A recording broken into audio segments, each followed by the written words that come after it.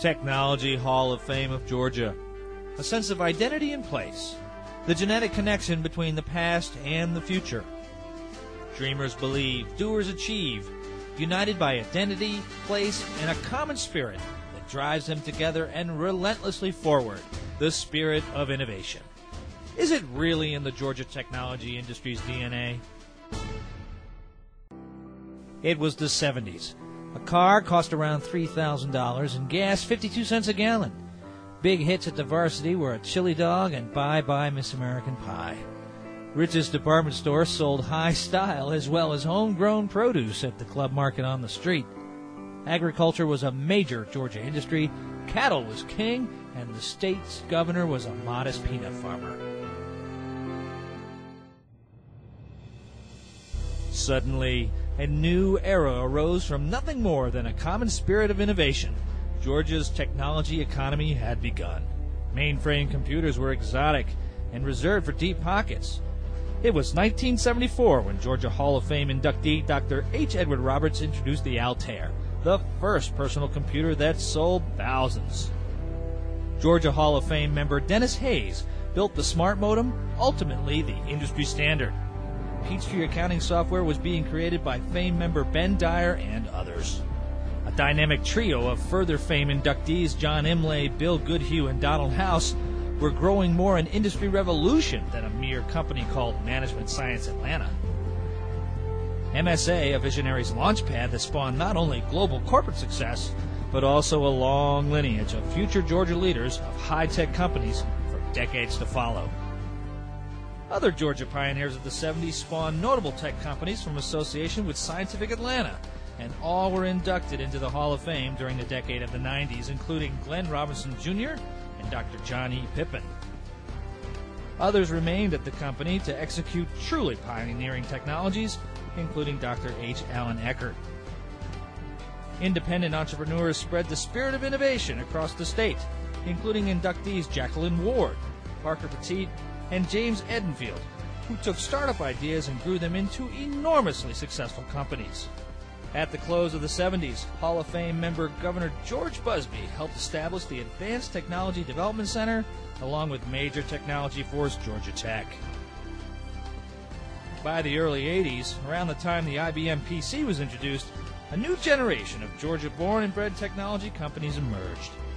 Madonna was the world's first material girl, and the median family income by mid-decade was nearly $31,000, 3 times the family earnings in 1970. In the mid-80s, 5% of households had an answering machine, but by the end of the decade, nearly 20% were receiving the recorded messages. Georgia technology innovation grew and hybrided in the 80s, and so did the Hall of Famer J. Leland Strange, who pioneered the computer peripherals and enhancement products industry. Bill Goodhue, after leaving MSA, repositioned Peachtree Software and oversaw its acquisition. Howard Morrison Jr. spearheaded high technology banking and local venture capital partnerships and was founding president of the Business and Technology Alliance. Richard Snelling, who impacted telecommunications, helped to make its giant move into the electronic future. All earned fame recognition. By the 90s, the World Wide Web was all the buzz. Dress Down Fridays led to today's tireless tech execs. Georgia hosted the Olympics, and the state's infrastructure and technology community advanced to world-class status. In 1993, the Technology Hall of Fame of Georgia started to formally recognize the decades of innovation and leadership of the 70s and 80s, with numerous inductees such as Dennis Hayes, John Imlay, and Ben Dyer, as well as Zell Miller, who, as governor from 1991 to 1999, demonstrated tremendous support for the state's technology economy. As the dot-com era of the 2000s bubbled and burst and came back again, recognition of old and new Hall of Fame achievements continued. Longtime MSA alum Donald House, later chairman of a sales management software company, joined the Fame members in 2000, along with Bill Todd, founding president of the Georgia Research Alliance and originator of an early-stage technology venture capital fund. Pioneering computer creator Dr. Roberts was recognized in 2001. C. Tycho Howe, leader of this groundbreaking e-commerce firm of the early 80s, was inducted in 2002. Many Hall of Fame members were recognized for civic, industry, and educational contributions, as was Shirley Clemens Mewborn in 2003. That same year, Sidney Topol achieved recognition for his early work in cable satellite connectivity and the explosive growth of CATV.